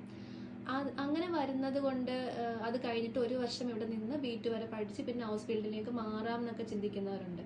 അതൊക്കെ എത്രമാത്രം ഫീസിബിൾ ആണ്? ഒന്നാമത്തെ കാര്യം, ഈ +2 കഴിഞ്ഞിട്ടുള്ള പിള്ളേരാണ് വരുന്നത്. ആക്ച്വലി ഇതിൻ്റെ ഒരു ഏജ് ലിമിറ്റ് എന്ന് പറഞ്ഞു കഴിഞ്ഞാൽ 17 വയസ്സ് തൊട്ട് 27 വയസ്സ്, 18 വയസ്സ് തൊട്ട് 27 വയസ്സ് വരെയുള്ള ഒരു ഏജ് ലിമിറ്റുള്ള ആൾക്കാർക്കാണ് ഈ വിസ കൊടുക്കുന്നത്. അത് ഔപെയർ വിസ കൊടുക്കുന്നത്. അത് നമ്മൾ ഒരു ജർമ്മൻ ഫാമിലിയിലോട്ടായിരിക്കും നമ്മളെ വിടുന്നത്. അപ്പോൾ അവർക്ക് ഒരു 2-3 പിള്ളേർ കാണും. അപ്പോൾ ആ പിള്ളേരുടെ കാര്യങ്ങൾ നമ്മൾ എല്ലാം നോക്കണം. അവരെ സ്കൂളിൽ കൊണ്ടുപോവുക, സ്കൂളിൽ നിന്ന് തിരിച്ചു കൊണ്ടുവരിക, അവരുടെ കൂടെ കളിക്കാനായിട്ട് ടൈം സ്പെൻഡ് ചെയ്യുക, അവരുടെ ഡ്രസ്സൊക്കെ വാഷ് ചെയ്യുക, അതെല്ലാം അവരുടെ റൂമുകളെല്ലാം ഇത് ഓർഡറായിട്ടൊക്കെ വെക്കുക. അങ്ങനത്തെ കുറച്ച് വേറെ നമ്മൾ പിന്നെ എനിക്ക് തോന്നുന്നത് അവരുടെ വലിയ ആൾക്കാരുടെയും ഡ്രസ്സൊക്കെ അയൺ ചെയ്യണം എന്ന് എനിക്ക് തോന്നുന്നത്. അങ്ങനെ ചെറിയ ചെറിയ പണികളൊക്കെ ഹൗസ് ഹോൾഡ് ഹെൽപ്പിംഗ് ഒക്കെ ചെയ്യുക എന്നുള്ളതാണ് ഇവർക്ക് ഇത് കൊടുത്തിരിക്കുന്ന ഡ്യൂട്ടീസ്. പക്ഷേ എനിക്ക് പറയാനുള്ളത്, ഈ +2 കഴിഞ്ഞിട്ട് നമുക്കറിയാം നമ്മുടെ പിള്ളേരൊക്കെ ആണെങ്കിലും മീൻസ് ഈ 17-18 വയസ്സുള്ള പിള്ളേർ വീട്ടിലൊക്കെ ആണെങ്കിലും അധികം പണിയൊന്നും ചെയ്യാതെ നമ്മൾ പഠിച്ച് നടക്കുന്ന ആ ഒരു ഏജല്ലേ. അപ്പോൾ ആ ഒരു ഏജിൽ ഇവിടെ വന്നിട്ട് ഇങ്ങനെ ഇത്രയും ഒരു ഫാമിലിയിലേക്ക്, അത് നമ്മൾ അറിയാത്തൊരു ഫാമിലി, അറിയാത്തൊരു കൾച്ചർ, അങ്ങനെ അവരിലേക്ക് പെട്ടെന്ന് വന്നു കഴിഞ്ഞിട്ട് അത് അഡ്ജസ്റ്റ് ചെയ്യാൻ പറ്റുന്നുണ്ടോ, എല്ലാവർക്കും അത് ഇത് ചെയ്യാൻ പറ്റുമോ എന്ന് ആദ്യം നമ്മൾ ശ്രദ്ധിക്കേണ്ട കാര്യമാണ്. പിന്നെ എനിക്ക് പറയാനുള്ളത്, ഈ A1 കഴിഞ്ഞിട്ട് ഇവിടെ ഡയറക്റ്റ് വരാതിരിക്കുന്നത് നല്ലതാണെന്ന് വെച്ച് കഴിഞ്ഞാൽ നമുക്ക് ഇവരോടുമായിട്ടൊരു കമ്മ്യൂണിക്കേഷൻ ചെയ്യണമല്ലോ. അപ്പോൾ അത്യാവശ്യം നമ്മൾ ജർമ്മൻ അറിഞ്ഞിരിക്കണം, ഇവരോട് നമ്മൾ കമ്മ്യൂണിക്കേറ്റ് ചെയ്യുന്ന, അല്ലെങ്കിൽ ഇംഗ്ലീഷ് നല്ല ഫ്ലുവൻ്റ് ആയിട്ടെങ്കിലും അറിഞ്ഞിരിക്കണം. അത് തന്നെയല്ല, നമ്മളിവിടെ വന്നു കഴിഞ്ഞിട്ട് ഈ 1 ഇയറിനുള്ളിൽ നമ്മൾ B2 അല്ലെങ്കിൽ B1 വരെ പഠിച്ചാലേ ഉള്ളൂ നമുക്കൊരു വേറൊരു ഒരു സ്റ്റഡീസിനോട്ട് നമുക്ക് പോകാൻ പറ്റത്തുള്ളൂ, മുമ്പോട്ട് പോകാൻ പറ്റത്തുള്ളൂ. അപ്പോൾ ഈ ഒരു വർഷത്തിനുള്ളിൽ നമുക്കത് എടുക്കാൻ പറ്റുമോ എന്നുള്ളതാണ് ആദ്യത്തെ ക്വസ്റ്റ്യൻ. അത് തന്നെയല്ല, ഇത് ഇവിടെ ഈ A1 A2 B1 B2 വരെ എടുക്കണമെങ്കിൽ നല്ല ചിലവുണ്ട്. നമ്മുടെ നാട്ടിനെ കഴിഞ്ഞും ഡബിൾ ആയിട്ടുള്ള ഫീസാണ് ഇവിടെ പേ ചെയ്യേണ്ടത്. അപ്പോൾ നമുക്ക് ഈ ഒരു ഫാമിലി നമുക്ക് പ്രൊവൈഡ് ചെയ്യുന്നത് 840 euros ആണ്. അപ്പോൾ അതുകൊണ്ട് നമുക്ക് എന്തായാലും ഈ ഒരു കോഴ്സ് കംപ്ലീറ്റ് ചെയ്യാനായിട്ട് പറ്റത്തില്ല. പിന്നെ നമുക്ക് കിട്ടുന്ന ഈ 250 euros ഒരു സാലറി പോലെ നമുക്ക് എല്ലാ മാസവും കിട്ടുന്നുണ്ട്. അപ്പോൾ അതിൽ നിന്ന് നമ്മൾ മിച്ചം വെച്ച് ഇതൊക്കെ ആയിട്ട് ഈ സ്റ്റഡീസിന് ഉപയോഗിക്കുന്നു. അപ്പം എല്ലാവരും നാട്ടിൽ നിന്നൊക്കെ ആണെങ്കിൽ ഏജന്റുമാർ പറയുന്നുണ്ട് നമ്മൾക്ക് സേവ് ചെയ്യാൻ പറ്റും, വീട്ടിലോട്ട് അയക്കാൻ പറ്റും, അങ്ങനെയൊക്കെയാണെന്നൊക്കെ പറയുന്നു. പക്ഷേ അത് എല്ലാവരും ആലോചിച്ചെടുക്കേണ്ട ഒരു തീരുമാനമാണ്. എപ്പോഴും നല്ലത് നമ്മൾ നാട്ടിൽ നിന്ന് തന്നെ B1 എങ്കിലും കംപ്ലീറ്റ് ചെയ്തിട്ട് നമ്മളിവിടെ വന്ന് പിന്നെ ഈ ഫാമിലി ആയിട്ട് ഒക്കെ നിന്നിട്ട്, അതിപ്പം എനിക്ക് തോന്നുന്നു ഇന്ത്യ ഗവൺമെൻറ് അത്ര അത് ഇതായിട്ട് നമുക്ക് സപ്പോർട്ട് ഇല്ലെന്നൊക്കെ കേൾക്കുന്നുണ്ട്. എനിക്കത് ശരിക്കും അറിയില്ല. എങ്കിലും നമ്മളത് വളരെയധികം സൂക്ഷിച്ച്, നമുക്ക് ഏത് ഫാമിലിയിലാണ് കിട്ടുന്നതെന്ന് പറയാൻ പറ്റത്തില്ല. ചിലപ്പോൾ അവിടെ 3-4 പിള്ളേരുണ്ടായിരിക്കും. അപ്പോൾ അതിനെയൊക്കെ നമ്മൾ അവരെ കെയർ ചെയ്യുക, അവരെ സപ്പോർട്ട് ചെയ്യുക, അവരെ സ്കൂളിൽ കൊണ്ടുപോകുക, തിരിച്ചു കൊണ്ടുവരിക, അവരുടെ ഡ്രസ്സിങ് കാര്യങ്ങൾ, പിന്നെ അവരുടെ റൂം ക്ലീൻ ചെയ്യുക, പിന്നെ അവരുടെ ഈ ഫാമിലി എവിടെ ഉർലോബിന് വെക്കേഷന് പോയാലും നമ്മളത് കൂടെ പോവുക. മീൻസ് അവർ വേറെ വേറെ രാജ്യങ്ങളിലൊക്കെ പോകുമ്പോൾ നമ്മൾ അവരുടെ കൂടെ ഈ ഡ്യൂട്ടീസ് തന്നെ, അവരുടെ കൂടെ പോയാലും ഈ ഡ്യൂട്ടീസ് തന്നെ കണ്ടിന്യൂസ് ചെയ്യുക. അങ്ങനെയൊക്കെയാണ് ഈ ഇതുള്ളത്. അപ്പോൾ അത് ശരിക്കും അതിനെപ്പറ്റി പഠിച്ച് ഗൂഗിളിലൊക്കെ നല്ല വിശദമായിട്ട് നമുക്ക് ഇതൊക്കെ ഉണ്ട്. അപ്പോൾ അതെല്ലാം നല്ലതായിട്ട് അറിഞ്ഞ് പെട്ടെന്ന് നമ്മളിപ്പം ഒരു ഏജൻറ്റ് പറയും ഇങ്ങനത്തെ ഓപ്പർച്യൂണിറ്റീസ് ഉണ്ട്, കയറി പോകാം, അവിടെ ചെന്ന് കഴിയുമ്പോഴത്തേനും നല്ലതാണ്, നിങ്ങൾക്ക് മുമ്പോട്ട് ഇവിടെ വന്നിരിക്കുന്ന ഒത്തിരിയും പേർക്കും മുമ്പോട്ട് നിൽക്കാനായിട്ട് വിസ ഇല്ലാതെയൊക്കെ വിസ തീർന്നു പോയിട്ടും പിന്നെ B1 കംപ്ലീറ്റ് ചെയ്യാൻ പറ്റാതെ ഒക്കെ നമ്മൾ പലരും പല രീതിയിലല്ലേ പഠിക്കുന്നത്. അപ്പം ചിലർക്ക് പെട്ടെന്ന് പഠിച്ചെടുക്കാൻ പറ്റും, ചിലർക്ക് കുറച്ച് താമസം ഉണ്ടാകും. അപ്പോൾ ഈ ഒരു 8 months to 1 year ഉള്ള ഈ 1 year വിസയ്ക്കുള്ളിൽ നമ്മളിത് B1 കംപ്ലീറ്റ് ചെയ്തില്ലെങ്കിൽ പിന്നെ നമുക്ക് ഇവിടെ നിൽക്കാൻ ഭയങ്കര പാടാണ്. പിന്നെ നമ്മൾ ഒത്തിരി സ്ഥലത്ത് ഇങ്ങനെ പോയി എല്ലാവരുടെയും കാലും കൈയൊക്കെ പിടിച്ച് ഈ ഒരു ഏജിൽ നമുക്കത് ഭയങ്കര ഒരു ഭാരമായിട്ട് എനിക്ക് തോന്നുന്നു. അപ്പോൾ ഒന്നില്ലെങ്കിൽ വരാനുള്ളവർ അവിടുന്ന് B1 കംപ്ലീറ്റ് ചെയ്തിട്ട് ഇങ്ങനെ കോഴ്സുകളൊക്കെ എടുക്കാൻ വേണ്ടി വരിക, അല്ലെങ്കിൽ നേഴ്സിങ് B2 കഴിഞ്ഞിട്ട് നേഴ്സിങ് പഠിച്ച്, അതാകുമ്പോൾ നമുക്കൊരു സേഫാണ്. ഒരു മുമ്പോട്ടാണെങ്കിലും പെട്ടെന്ന് ഇത് ചെയ്യാൻ പറ്റും. അപ്പോൾ അത് നമ്മൾ വളരെയധികം ശ്രദ്ധിച്ച് ചെയ്യേണ്ട കാര്യമാണ്. ഈ ഇടയ്ക്ക് ജർമ്മനിയുടെ ഒരു ഒഫീഷ്യൽ ആയിട്ടുള്ള ഒരു ചാനലിൽ ഇന്ത്യൻ നഴ്സുമാർക്ക് നേരിട്ട കുറച്ച് ബുദ്ധിമുട്ടുകൾ, അവർക്ക് ഇല്ലീഗലായിട്ട് കുറേ ഡോക്യുമെന്റ്സ് സൈൻ ചെയ്യേണ്ടി വന്നു, അങ്ങനെ കുറേ പ്രശ്നങ്ങൾ അവർ ഒരു ആർട്ടിക്കിൾ അവർ പബ്ലിഷ് ചെയ്തിട്ടുണ്ടായിരുന്നു. അതിനെക്കുറിച്ച് എന്താണ് പറയാനുള്ളത്? അതിനെക്കുറിച്ച് പറയാനുള്ളത് ശരിക്കും ആ ഒരു ന്യൂസ് കണ്ടപ്പോൾ ഇവിടുത്തെ ഒരു ഫേമസ് നമ്മുടെ ഇവിടുത്തെ ഒരു ചാനലിൽ കോമൺ ആയിട്ടുള്ള ഒരു NTR എന്ന് പറയുന്ന ഒരു ന്യൂസ് ചാനലാണ്. അപ്പോൾ അത് കണ്ടപ്പോൾ ഒത്തിരി നമ്മളൊരു ഭയങ്കര ഷോക്കായിപ്പോയി, ഇങ്ങനെ നടക്കുന്നുണ്ടോ എന്നൊക്കെ. എന്ന് വെച്ചാൽ നമുക്ക് അങ്ങനെ ഒരു എക്സ്പീരിയൻസ് ഇല്ല. പക്ഷേ ഇപ്പോൾ ഇത് 100 കണക്കിന് നഴ്സുമാർ ഇതിൽ ഈ ഒരു വിഷയത്തിൽ ആയിട്ട് ബന്ധപ്പെട്ട് ഇത് ആയിട്ടുണ്ടെന്ന് അറിഞ്ഞപ്പോൾ നമുക്കത് ഭയങ്കര ഷോക്കായി. അത് ഇല്ലീഗൽ സൈനിങ് ആണ് അത് വന്നിരിക്കുന്നത്. മീൻസ് അവർ പറഞ്ഞത് പ്രകാരം നമ്മളിവിടെ നേഴ്സായിട്ട് B2 കഴിഞ്ഞിട്ട് ഇവിടെ വന്നു കഴിയുമ്പോഴത്തേനും അവർ ഒരു ഫ്ലീഗഹൈമാണ്. അപ്പോൾ അവരത് ഇല്ലീഗലായിട്ട് നമ്മുടെ കയ്യിൽ നിന്ന് നോട്ടാറിൻ്റെ അടുത്ത് പോയിട്ട് നോട്ടറി അറ്റസ്റ്റേഷൻ വഴിയായിട്ട് ഇത്ര യൂറോ നമ്മൾ അവിടെ 3 വർഷം നിന്നില്ലെങ്കിൽ നമ്മൾ ഈ യൂറോ അവർക്ക് തിരിച്ച് പേ ചെയ്യും എന്നുള്ള രീതിയിൽ അവരെ കൊണ്ട് സൈൻ ചെയ്യിപ്പിച്ചു. അപ്പോൾ അത് നമ്മൾ വരുമ്പോൾ നമുക്ക് ഒത്തിരി ജർമ്മൻ അറിയാൻ മേലാത്തത് കൊണ്ട് നമ്മുടെ ഇവരെന്താണ് സൈൻ ചെയ്തതെന്ന് ഇവർക്ക് ശരിക്കും മനസ്സിലായില്ല. അപ്പം അത് ഈ കൊച്ചിന് അവിടെ തുടർന്ന് നിൽക്കാൻ പറ്റാതെ വന്നു കഴിഞ്ഞപ്പോൾ രേഷ്മ എന്ന് പറയണത് അത് മുമ്പോട്ട് വന്നു, ധൈര്യം കാണിച്ചു. പുള്ളിക്കാരത്തി അവിടെ ആ നഴ്സിംഗ് ഹോമിൽ നിൽക്കാൻ പറ്റാത്ത സാഹചര്യങ്ങൾ ഉണ്ടായി കഴിഞ്ഞപ്പോഴത്തേനും അവിടുന്ന് പോരേണ്ട വരുമ്പോൾ നമ്മൾ ഇത്രയും രൂപ, ഏതാണ്ട് കുറച്ച് ലക്ഷക്കണക്കിന് രൂപയാണ്, അത് തിരിച്ച് പേ ചെയ്യണമെന്ന് ഈ നോട്ടാറിൻ്റെ ഇതിൽ നമ്മൾ ഓൾറെഡി സൈൻ ചെയ്തുകൊണ്ട് തിരിച്ച് പേ ചെയ്യണമെന്ന് പറയുകയും അങ്ങനെ ഇഷ്യൂസ് ഉണ്ടാകുകയും അങ്ങനെ അതിൻ്റെ ഇത് ബാങ്ക് അക്കൗണ്ട് എല്ലാം ഇതായി പോവുകയും അവർ ആ പൈസ എടുക്കുകയൊക്കെ ചെയ്തു. അതങ്ങനെ ആ ന്യൂസ് നമുക്ക് ലിങ്ക് ഇതിൻ്റെ താഴെ തന്നെ നമുക്ക് കൊടുക്കാം. അപ്പം വേണ്ടവർ കാണേണ്ടവർ അത് കണ്ട് മനസ്സിലാക്കട്ടെ. അപ്പോൾ നമ്മളത് ഡീറ്റെയിൽ ആയിട്ട് പറയാനായിട്ട് നമുക്ക് ഇതില്ല. അപ്പോൾ നമ്മളത് കോൺസുലേറ്റ് ഇവിടുത്തെ ഹാംബുർഗിലെ സൗമ്യ ഗുപ്ത മാമ നമുക്ക് പ്രോമിസ് ചെയ്തിട്ടുണ്ട്. നഴ്സുമാരെ സംബന്ധിച്ച് എന്ത് പ്രോബ്ലംസ് ഉണ്ടായാലും നമ്മൾ കോൺസുലേറ്റിൽ നമുക്ക് ഇമെയിൽ അയച്ച് പരാതി കൊടുക്കാവുന്നതാണ്. അപ്പം നമ്മൾ ഇനി വരുന്ന നഴ്സുമാർ ശ്രദ്ധിക്കുക, നിങ്ങൾ ഒരു തരത്തിലുമുള്ള സർട്ടിഫിക്കറ്റുകളിൽ ഇവിടെ വന്നു കഴിഞ്ഞിട്ട് സൈൻ ചെയ്താൽ തന്നെ അതെന്താണെന്ന് നമ്മളത് വ്യക്തമായിട്ട് അറിഞ്ഞതിന് ശേഷം അത് ആരെങ്കിലും അറിയാവുന്നവർ നമ്മുടെ കൂടെ കൊണ്ടുപോയിട്ട് അത് ചെയ്യുക. അങ്ങനെയുള്ള വലയിലൊന്നും വീഴാതിരിക്കുക. പിന്നെ ഏജന്റുമാരുടെ ഇത് നമ്മൾ ശ്രദ്ധിച്ച് കൈകാര്യം ചെയ്യുക. ഏജന്റുമാർ നല്ലവരും ഉണ്ട്, ചീത്തവരും ഉണ്ട്. അപ്പോൾ അത് ഏതാന്ന് അപ്പോൾ കോൺസുലേറ്റിൽ കുറേ പേരുകൾ നമ്മളിപ്പോൾ ഓൾറെഡി അവരുടെ അടുത്ത് ചെന്നിട്ടുണ്ട്. ഇല്ലീഗലായിട്ടുള്ള ഏജൻസീസ്, ഇങ്ങനെ ഒത്തിരി പൈസ മേടിക്കുന്നവരും അല്ലാത്ത ഇല്ലീഗൽ ഏജൻസീസ് കുറേ പേരുകൾ അന്ന് അവിടെ കൊടുത്തിട്ടുണ്ട്. അപ്പം നിങ്ങൾ മുമ്പോട്ട് എന്തെങ്കിലും ഡൗട്ടോ കാര്യങ്ങളോ ഉണ്ടെങ്കിൽ ഒന്നില്ലെങ്കിൽ ഹാംബുർഗ് കേരള സമാജത്തിൻ്റെ ഇൻസ്റ്റാഗ്രാം പേജിൽ നിങ്ങൾ ക്വസ്റ്റ്യൻസ് ചോദിക്കാം.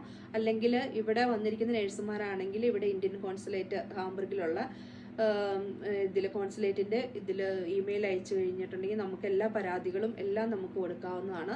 അപ്പോൾ കൂടുതൽ പേര് മുമ്പോട്ട് വരിക. അത് ഉന്നത തലങ്ങളിലൊക്കെ ഓൾറെഡി ചർച്ചയായിട്ടുള്ള കാര്യമാണ്.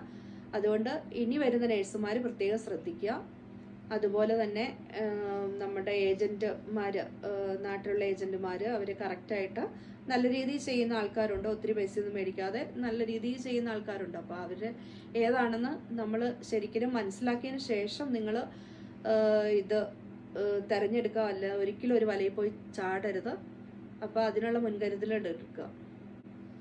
നമ്മളിപ്പോൾ സംസാരിച്ചപ്പോൾ നമ്മളിപ്പോൾ ഹൗസ് ബിൽഡിംഗ് ചെയ്യാനാണെങ്കിലും അതുപോലെ നേഴ്സായിട്ട് ഇവിടെ വർക്ക് ചെയ്യാനാണെങ്കിലും ഏജന്റുമാരുടെ കാര്യത്തെ കുറിച്ച് സംസാരിച്ചു. ഏജന്റുമാർ വഴിയാണ് ഇവിടെ നമുക്ക് ഒരു സീറ്റ് കിട്ടുക അല്ലെങ്കിൽ ജോലി കിട്ടുക എന്നുള്ളത്. ഏജന്റുമാരില്ലാതെ നമുക്ക് ഡയറക്റ്റ് ആയിട്ട് നാട്ടിൽ നിന്നും ജർമ്മനിയിലേക്ക് ജോലിക്ക് വരാൻ പറ്റുമോ? അങ്ങനെ വന്നവരുണ്ട്. നാട്ടിൽ വന്ന് ഡയറക്റ്റായിട്ട് നമ്മളിവിടെ ഹോസ്പിറ്റൽ ചൂസ് ചെയ്തിട്ട് ഇൻ്റർനെറ്റ് വഴി അപ്ലൈ ചെയ്തിട്ട് കിട്ടിയവരും ഇഷ്ടംപോലെയുണ്ട്. അതുകൂടാതെ നമ്മൾ പൈസ മേടിക്കാതെ നമുക്ക് ഫ്ലൈറ്റ് ടിക്കറ്റ് വരെ ഫ്രീ ആയിട്ട് അങ്ങോട്ട് കൊടുത്തിട്ട് ഹോസ്പിറ്റലിൽ നിന്ന് ഡയറക്റ്റായിട്ട് എടുക്കുന്നവരും ഉണ്ട് ഇഷ്ടംപോലെ. അപ്പോൾ അത് അങ്ങനെ ആൾക്കാർ വന്നിട്ടുണ്ട്. അപ്പോൾ അത് ചൂസ് ചെയ്യേണ്ട നമ്മളാണ്. ഒന്നില്ലെങ്കിൽ അപ്പോൾ ഈ ആൾക്കാർക്ക് ഡൗട്ടാണ്, ഏജന്റുമാർക്ക് പേ ചെയ്താലേ വരുള്ളൂ എന്ന്, മീൻസ് അങ്ങനെ പേ ചെയ്താലേ നല്ലതാവുള്ളൂ എന്ന് വിചാരിക്കുന്നവരുണ്ട്. അപ്പോൾ അത് രണ്ട് ഇതിലുണ്ട്. ഒന്നില്ലെങ്കിൽ നല്ല രീതിയിലുള്ള ഏജന്റുകാരെ ചൂസ് ചെയ്തിട്ട് അവർ വഴി വരിക, അല്ലെങ്കിൽ നേരത്തെ വന്നിരിക്കുന്ന നേഴ്സുമാരൊക്കെ ഉണ്ടല്ലോ, അപ്പോൾ അവരോട് ചോദിച്ചിട്ട് അവരിപ്പം ഒരു ഹോസ്പിറ്റലിൽ കൊണ്ടുവരണമെങ്കിൽ അവർക്ക് ഡയറക്റ്റ് നമ്മളുടെ CV ഇപ്പോൾ B2 പാസ്സായതാണെങ്കിൽ CV കൊണ്ട് കൊടുത്തിട്ട് അങ്ങനെ നമുക്ക് ചെയ്യാവുന്നതാണ്. അപ്പോൾ അതിന് കാര്യങ്ങളെല്ലാം ശ്രദ്ധിച്ച് ചെയ്യുക. നമ്മൾക്ക് ഇപ്പോൾ ഇവിടെ ഒരു ഹോസ്പിറ്റലിലോ അല്ലെങ്കിൽ ഒരു ഹൈമിലോ ഒക്കെ ജോലി കിട്ടിക്കഴിഞ്ഞാൽ അവിടെ നമ്മൾ ബോണ്ട് സൈൻ ചെയ്ത് കൊടുക്കണം. അതാണല്ലോ ഇപ്പോൾ മെയിനായിട്ട് വന്നൊരു പ്രശ്നം എന്ന് പറയുന്നത്. ബോണ്ട് സൈൻ ചെയ്ത് കൊടുക്കേണ്ട ആവശ്യമുണ്ടോ ഒരു നേഴ്സിന്? ആക്ച്വലി അങ്ങനെ ലീഗലായിട്ട് ബോണ്ട് അങ്ങനെ സൈൻ ചെയ്ത് കൊടുക്കേണ്ട ഒരു കാര്യമില്ല. പിന്നെ നമ്മളിപ്പോൾ ഈ നേരത്തെ സംസാരിച്ചിരുന്നല്ലോ, നമ്മളിപ്പോൾ ഈ കോഴ്സ് ചെയ്യുന്ന കാര്യം, ഈ വന്നു കഴിയുമ്പോൾ ഒരു എക്സാം ചെയ്യണം എന്നുള്ള കാര്യം. അപ്പോൾ അതിനുവേണ്ടി ഇവർ കുറച്ച് പൈസ നമുക്ക് വേണ്ടി മുടക്കുന്നുണ്ട്. ഒരു മീൻസ് ഈ പ്രാക്ടിക്കം ചെയ്യുമ്പോഴത്തേനും നമ്മളെ അവർ ക്ലാസ്സിൽ വിടുന്നുണ്ട്. പിന്നെ നമുക്ക് ഡ്യൂട്ടീസിൻ്റെ ഇടയ്ക്കല്ലേ നമ്മൾ പോകുന്നത്, ആ ദിവസം നമ്മൾ ഡ്യൂട്ടി ചെയ്യാതിരിക്കുമ്പോൾ നമുക്ക് ഫുൾ സാലറി കിട്ടുന്നുണ്ട്. അപ്പോൾ അവർ ചിലപ്പോൾ ഇങ്ങനെ പറയും, ഈ കോഴ്സ് തീരുന്നോടം വരെ നമ്മളവിടെ കണ്ടിന്യൂ ചെയ്യണം 1 വർഷമൊക്കെ. അല്ലാതെ നമുക്ക് വേറെ അവർ എന്തെങ്കിലും കോഴ്സ് നമ്മൾക്ക് ലീഗലായിട്ട് ചെയ്യുന്നുണ്ടെങ്കിലാണ് നമുക്ക് ഇങ്ങനെ ബോണ്ട്. ഇത് അല്ലാതെ നമ്മളൊരു നേഴ്സ് സാധാരണ B2 പാസ്സായിട്ട് വന്ന് ഇവിടെ ചെയ്യുന്നവർക്ക് യാതൊരു ബോണ്ടോ കാര്യങ്ങളോ ഒന്നുമില്ല. അത് നമ്മൾ സൈൻ ചെയ്യുമ്പോൾ പ്രത്യേകം ശ്രദ്ധിക്കുക. അതുപോലെ തന്നെ നമ്മൾ ഒരു ഒറിജിനൽ സർട്ടിഫിക്കറ്റ് ഇവിടെ സബ്മിറ്റ് ചെയ്യേണ്ട കാര്യമില്ല. നമ്മൾ ഇപ്പോൾ ഒരു ഹോസ്പിറ്റലാണെങ്കിലും നമ്മളുടെ ആ ട്രാൻസ്ലേഷൻ ചെയ്യേണ്ട സർട്ടിഫിക്കറ്റ് ആ ഫസ്റ്റ് ഡേ തന്നെ നമ്മൾ അവിടെ കൊണ്ടുവന്ന് ഇതൊന്ന് കാണിച്ചാൽ മാത്രം മതി. വേറെ ഒരു സർട്ടിഫിക്കറ്റും ഒറിജിനൽ സർട്ടിഫിക്കറ്റ് നമ്മൾ ആർക്കും കൊടുക്കേണ്ട ഒരു കാര്യമില്ല. അതിപ്പോൾ ഏജന്റുമാർക്കാണെങ്കിൽ പോലും നമ്മൾ ഒറിജിനൽ സർട്ടിഫിക്കറ്റ് ആരും കൊടുക്കരുതെന്ന് തന്നെയാണ് പറയുന്നത്. പിന്നെ അവരുടെ ഇത് മീൻസ് എന്തെങ്കിലും ഇതുണ്ടെങ്കിൽ എന്തെങ്കിലും സർട്ടിഫിക്കറ്റ് അല്ലാതെ വേറെ എന്തെങ്കിലും ഇത് എഴുതി കൊടുക്കുമോ, അല്ലെങ്കിൽ വിഡ്രോ ചെയ്യുമ്പോൾ അവർക്ക് ചിലവായ പൈസ തിരിച്ചു കൊടുക്കേണ്ട രീതിയിൽ അത് ബാധ്യസ്ഥരാണല്ലോ.